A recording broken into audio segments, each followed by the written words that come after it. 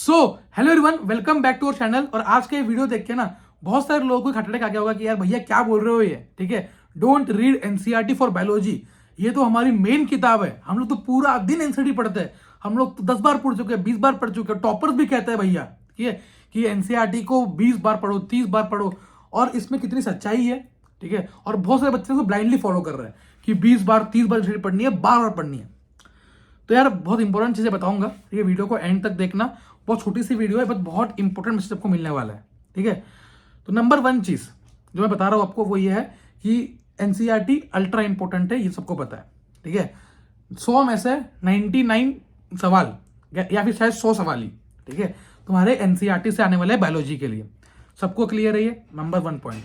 Number 2 point कि आप जिन toppers का इंटरव्यू देखते हो जो कहते हैं 20 बार 30 बार एनसीईआरटी पढ़ी है, ये बहुत रेयर केसेस है, ठीक है। इतनी बार पढ़ना भी जरूरी नहीं है, इतनी बार पढ़ना पॉसिबल भी नहीं है। और इतनी बार मतलब समझ लो ना, बोर हो जाता है इंसान। आपने भी रियलाइज किया होगा कि आप एनसीईआरटी पढ़ रहे हो तो बोर हो रहा है, ठीक है।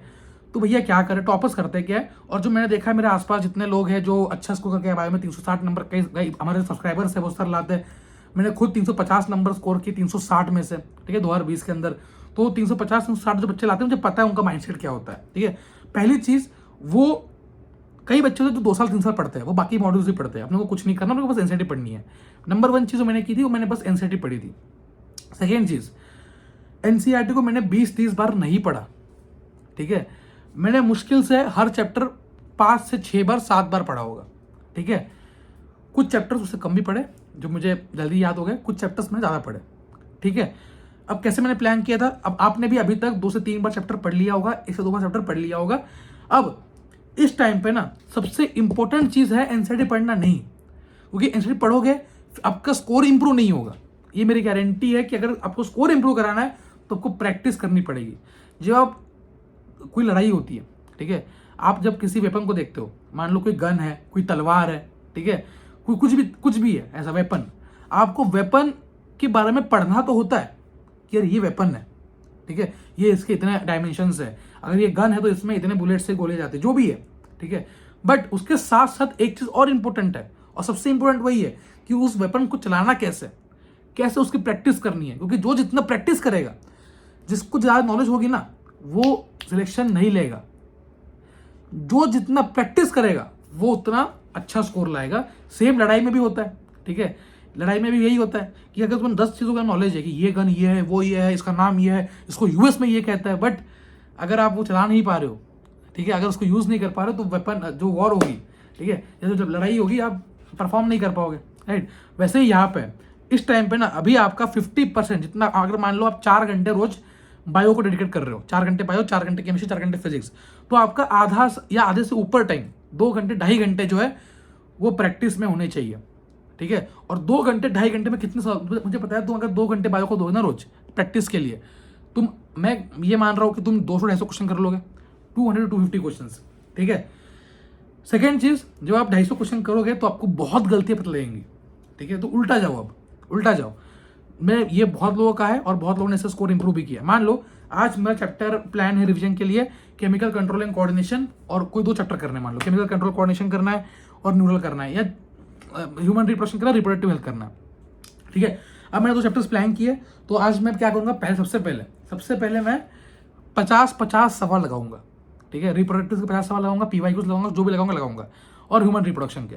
अब 50 में से 30 बनेंगे, क्योंकि मैंने रिवीजन नहीं किया, ऑब्वियस है। 30 बनेंगे, 25 बनेंगे, 35 बनेंगे, 40 बनेंगे, डिपेंडिंग अपॉन चैप्टर आपका कैसा है।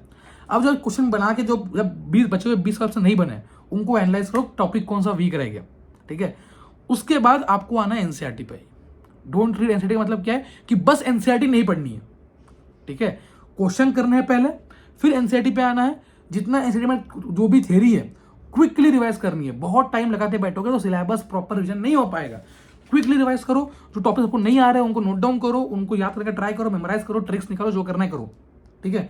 उन टॉपिक्स पर खत्म करो, वापस से आपने मान लो 1 घंटे प्रैक्टिस की पहले, फिर 2 घंटे आपने रिवीजन किया प्रॉपरली बैठ के एनसीईआरटी का, और फिर आखिरी 1 घंटा फिर से 50 अलग से एमसीक्यूज लगाओ, 50 उसके 50 के टोटल 100 एमसीक्यूज। तो आपको रोज का टारगेट होना चाहिए अभी कि बायो के मैं कैसे रोज के 200 एमसीक्यूज लगाऊं।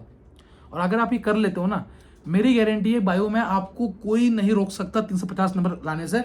आपको बस ये करना है, रोज 2 चैप्टर्स या 1 चैप्टर, डिपेंडिंग अपॉन चैप्टर कितना बड़ा है। अगर जेनेटिक्स है तो 1 चैप्टर ठीक है, जेनेटिक्स नहीं है 2 चैप्टर उठाने, ठीक है, 2 या 3 चैप्टर जितना करना है करो, ठीक है। उनके क्वेश्चन करने अराउंड 200 क्वेश्चन फिक्स रोज बायो करने, 150 to 200, मिनिमम 150 बोल रहा हूँ, तो 200 क्वेश्चन रोज बायो करना है, एनसीईआरटी बेस्ड सवाल। सेकंड, आपको क्विकली रीड करनी है, फास्ट रीड नहीं, स्लो रीड नहीं करनी है, ठीक है। और बस ऐसा नहीं है, बच्चे सोचते हैं ना कि बस मैं एनसीईआरटी रीड करते जाऊँ और प्रैक्टिस बिल्कुल ना करूँ।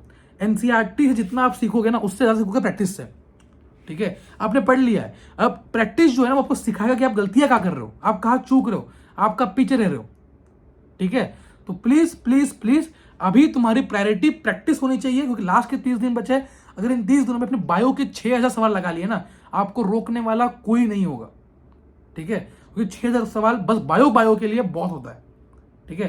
तो पेपर लगाओ, अगर ऐसे लगा नहीं पा रहे हो यूट्यूब पे आओ, यूट्यूब पे हम भी करवा रहे हैं आपको पेपर्स, ठीक है, वहां से करो, बट रेगुलरली पेपर्स करो, कभी फुल मॉक दो, कभी चैप्टर वाइज हो, बट रोज करना है, ठीक है। और फिर एनसीईआरटी के थ्रू उस चीज को रिव्यू करो, उल्टा करना, समझ में आया? रिव्यू करना अलग होता है, ठीक है। रेट्रोग्रेड पैटर्न में चल रहे होंगे, रेट्रोग्रेड मतलब उल्टा पैटर्न, ठीक है। तो बस एनसीईआरटी पढ़ने से नहीं होगा, बस एनसीईआरटी पढ़ते रह जाओगे तो नॉर्मल एवरेज स्कोर करते रह जाओगे, 250 मार्क्स, 270 मार्क्स, 350 नंबर लाना है तो एक्स्ट्रा ऑर्डिनरी प्रैक्टिस आपकी बहुत जरूरी होने वाली है, ठीक है। चलो मिलता है नेक्स्ट सेशन में, नेक्स्ट वीडियो में, तब तक के लिए सबको all the best. Telegram group का लिंक दे रखा है, ज्वाइन कर लेना। अनअकैडमी फॉलो सब्सक्राइब जो करना है सब कर लो। जो हमारा लाल बटन है उसको, लाल बटन को हरा पीला नीला जो करना है कर लो, और घंटी होगी घंटी को दबा दो ताकि आप तक सारे लेक्चर्स सब कुछ टाइम टू टाइम पहुंचता रहे। टाटा, bye bye, all the best, see you in the next session, next video, bye bye.